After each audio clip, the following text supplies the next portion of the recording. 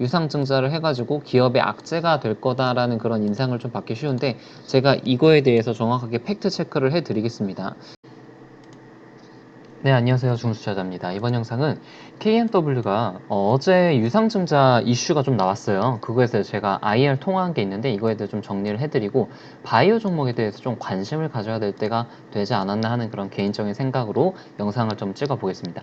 일단 시장은 오늘 상당히 좋았죠. 코스닥이 거의 2% 가까이 상승하는 모습을 보면서, 제가 원래 첫 번째 가장 가능성 있는 시나리오가 약간 조정을 받았다가 다시 상승하는 그런 2번 시나리오를 가장 가능성 높게 봤었는데, 지금 시장이 약간 1번 쪽으로 조금 기울어져 가고 있죠. 아무래도 미중 무역 전쟁도 약간 해소가 되는 분위기고, 그리고 이제 북미 실무진 협상도 좀 진행이 되고 있는 그런 가시화되고 있는 단계이기 때문에, 전반적인, 제가 좀 말씀을 드렸잖아요. 미중 무역 전쟁이 해소가 되면은 우리나라 증시는 크게 상승할 가능성이 있다고 말씀을 계속 드렸는데, 해소가 될랑 말랑 하고 있다는 것이 저의 생각이고, 3번 시나리오 이제 하락했다가 추가 하락할 가능성, 지금 뭐 많은 사람들이 이제 급락에 베팅을 두는 사람도 많잖아요. 이거 가능성은 조금씩은 더 멀어져 가고 있습니다. 하지만 뭐 방심은 하면 안 되겠죠.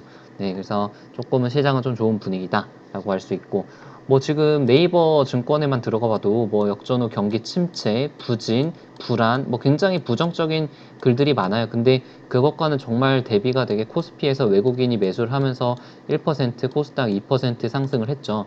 그러니까 악재가 호재를 낳고 호재가 악재를 낳는다. 이게 정말 무슨 말인지 이해를 하신 분들은 이해를 하실 거예요. 이게 악재가 결국에는 시간이 지난 뒤에는 호재로 바뀌고, 그러니까 주가를 상승하는 원동력이 되고, 호재가 결국엔 호재가 소멸이 되면서 주가가 하락하게 되고, 이런 것들을 주식시장에서 조금 몇 년을 하다 보면 이게 느껴지거든요. 그래서 오늘 코스피 같은 경우 정말 예쁘죠.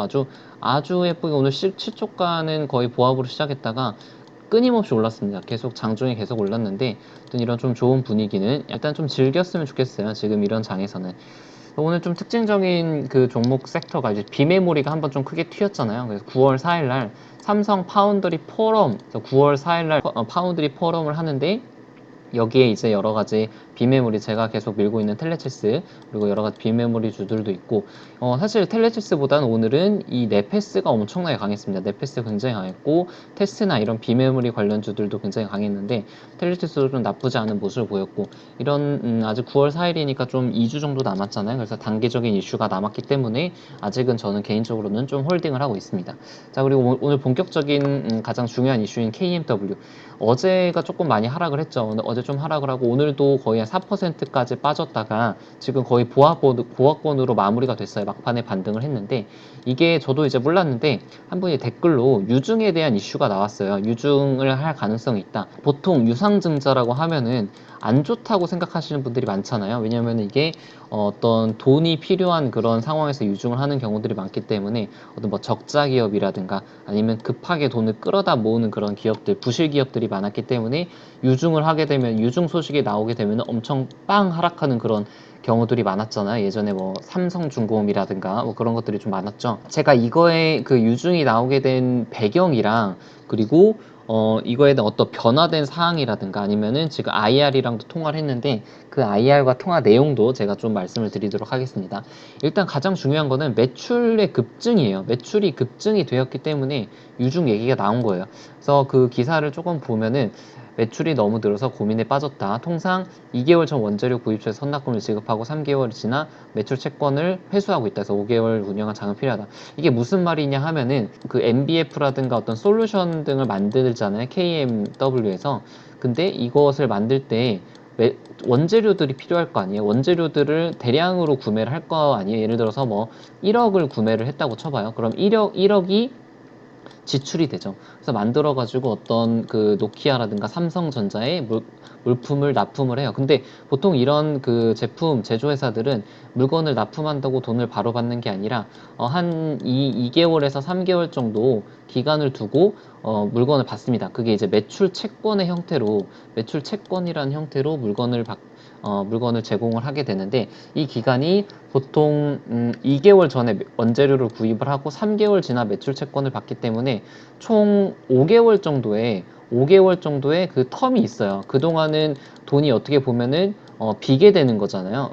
이 1억 그 원재료를 사는 돈이 빠지고 물건을 팔고 나서 돈을 못 받기 때문에 한 3, 4개월 정도는, 그래서 5개월 정도의 기간이 비게 되는데, 이 비는 기간에 그 돈이 필요할 거 아니에요. 뭐 그 월급도 줘야 되고 운영 자금도 필요해서. 근데 요즘에 너무나도 물건들이 많이 팔리기 때문에 보유 현금이 감소하고 있고, 277억 원의 현금이 감소하고 있고, 올 연말 매출을 이제 8,700억으로 상향 조정을 했는데 남은 현금이 271억 원 뿐이다. 그래서 이 기사에서는 내용이 운용 자금이 1,000억에서 2천억 정도는 필요하기 때문에 현금이 부족해서 유상증자를 할 가능성이 높다. 유증에 대한 이슈가 나왔잖아요. 이제 8월 30일 날 주총을 공시를 해서 뭐 발행 예정 주식 통수를 5천만 주에서 2억 주로 변경할 것이다.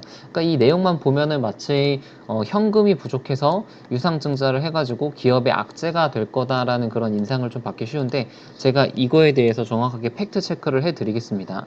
일단은 8월 30일 날 임시 주총 공시를 했어요.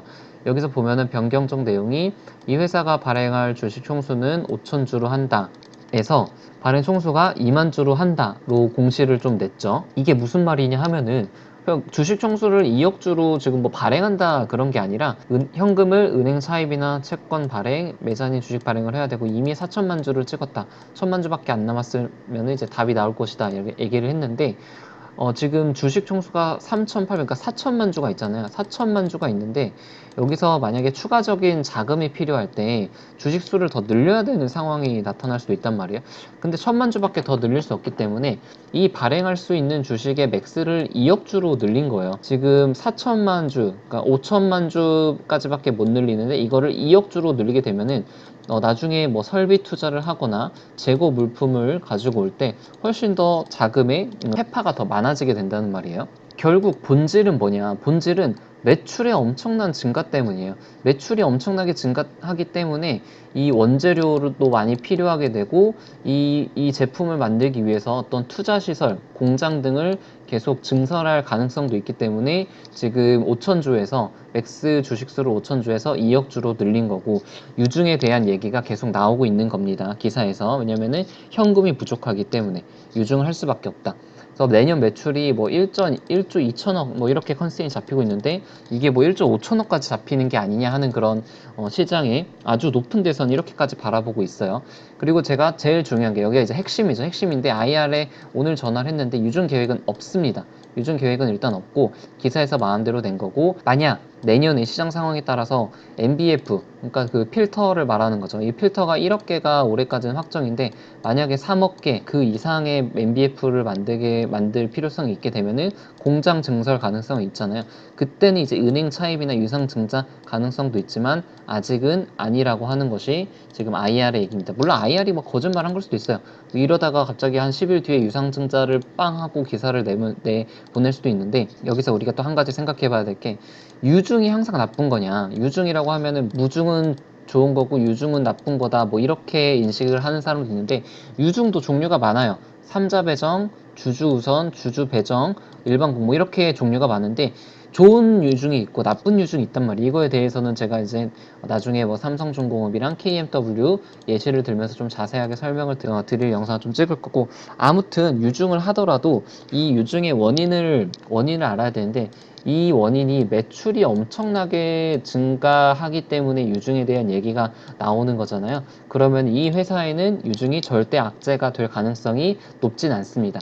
그래서 오늘 같은 경우도 이 시장의 어떤 확인되지 않은 악재 때문에 어제랑 오늘 조금 하락을 했지만, 결국에 현명한 투자자들이 그 아래에서 저가 매수세가 들어오면서 결국에는 상승까지 마감을 한 그런 모습.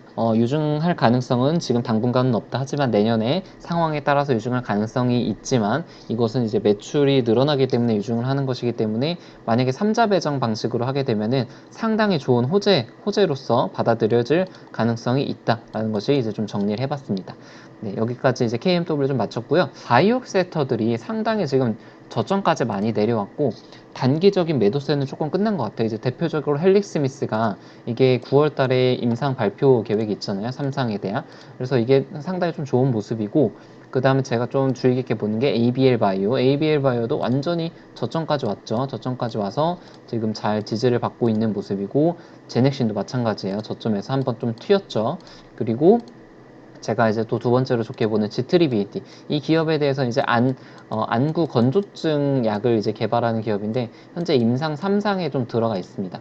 그리고 이건 임상 3상이 성공할 가능성이 상당히 높다고 그렇게 판단이 돼요. 그 이유에 대해서는 제가 다음 영상을 좀 찍을 테니까 좋아요랑 구독 눌러주시면 감사드리겠고, 그래서 바이오를 조금 봐야 될 시기라고 생각을 해서 지트리비엔티랑 헬릭스미스를 소량 한 2, 3% 정도만 좀 들어갔습니다. 좋아요랑 구독 눌러주시면 감사드리겠습니다. 이상입니다.